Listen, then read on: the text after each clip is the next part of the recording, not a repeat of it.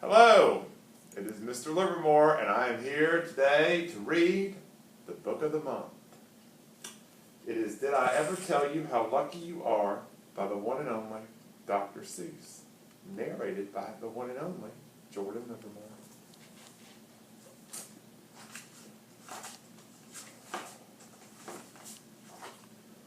When I was quite young and quite small for my size, I met an old man in the desert of Dries, and he sang me a song I will never forget. At least, well, I haven't forgot it yet.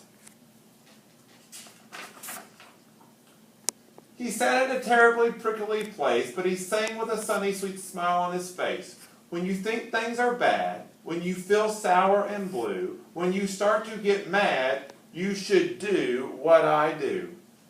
Just tell yourself, ducky, you're really quite lucky. Some people are much more, oh, ever so much more, oh, muchly, much more unlucky than you. Be glad you don't work on the Bunglety-Bung Bridge that you're building across from Boomer Bay at Bum Ridge. Its troublesome world, all the people who are in it are troubled with troubles almost every minute.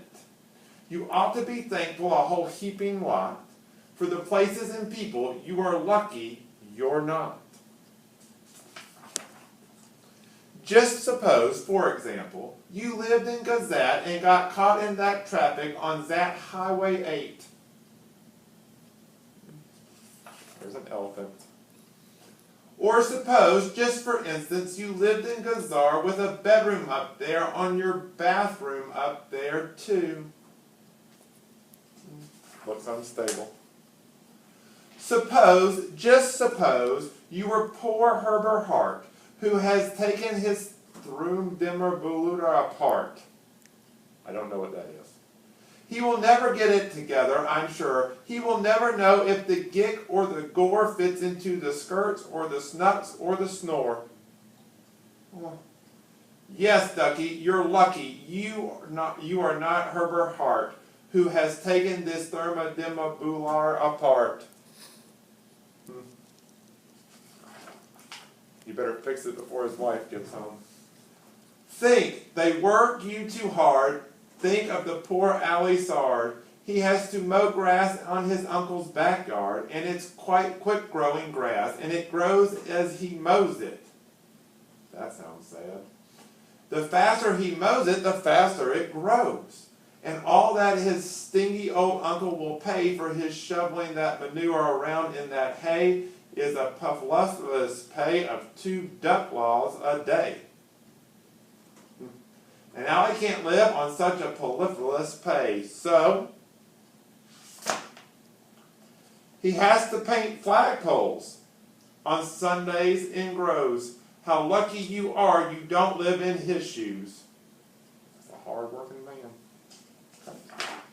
Moving on. And poor Mr. Bix, every morning at 6, poor Mr. Bix has his born fin to fix. It doesn't seem fair, it doesn't seem right, but his bore fin just seems to go slump every night. It slumps in a heap, sadly needing repair, but figures it's due to the local night air. It takes him all day to unslump it, and then the night air comes back and it slumps once again. So don't you feel blue, don't you get down in the dumps, you're lucky you don't have to be born fin that slumps. And while we are at it, consider the schlots and the crumble horn web-footed green-bearded schlots, whose tail is entailed with an unsolvable knot. He isn't mulchy, more worse off than you. I'll eat my umbrella, that's just what I'll do. Everybody, I'd like you to see that there are camels on this page. And you're lucky indeed you don't ride on a camel. I happen to disagree. To ride on a camel, you sit on a whamel. A whamel, you know, is a sort of a saddle, held on by a button that's known as a faddle. And boy, if your old wombful faddle gets loose, I'm telling you, ducky, you're gonna like a goose.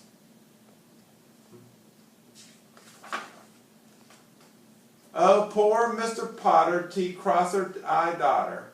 He has to cross T's and he has to dot I's in an I and T factory out in Van Nuys. Skotsky would be good at that job. Oh, the jobs people work at. Oh, West near, how watch it, how watch it. There's a how watcher be watcher. His job is to watch, is to keep both eyes on the lazy town bee. A bee that is watched will work harder, you see. Well, he watched and he watched, but in spite of his watch, that bee didn't work any harder, not ma watch. So then somebody said, our old bee watching man just isn't bee watching as hard as he can. He ought to be watched by another how watcher. This thing that we need is a bee watcher.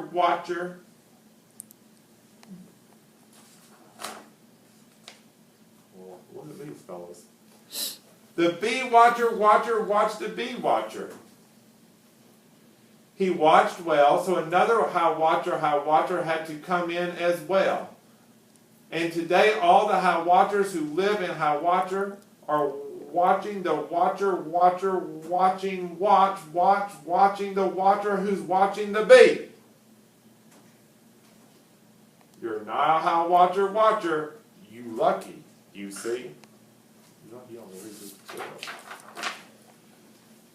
And how fortunate you are, not Professor DeBreeze, who has spent the past 32 years, if you please, trying to teach Irish ducks how to read Javanese.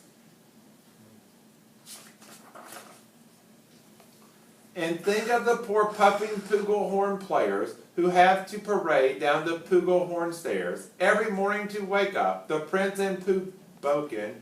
It's awful how often those pugils get broken. And oh, just suppose you were poor Harry Hobbo. Try as he will, he can't make any shadow. He thinks that perhaps something wrong with his jizz. And I think that, boy golly, there probably is.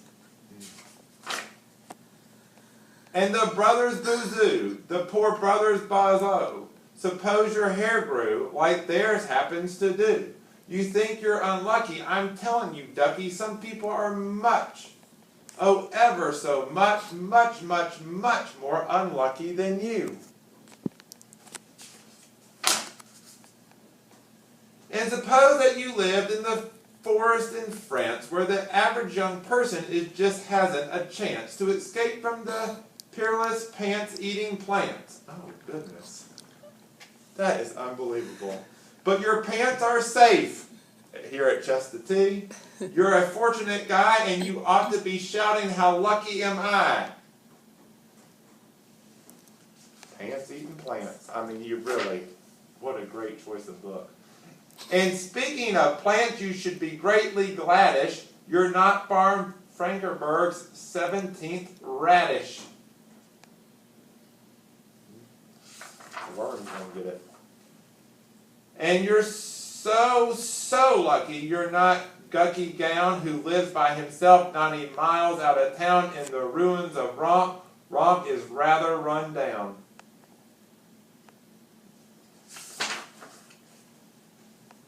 And you're so lucky you're not a left sock left behind by mistake in the carboners of Croc.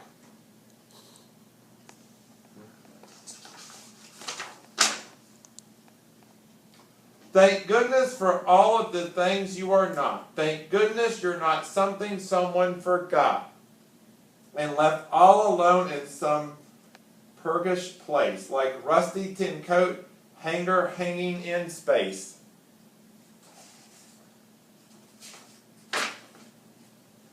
That's why I say, Ducky, don't grumble, don't stew. Some critters are much, oh, ever so much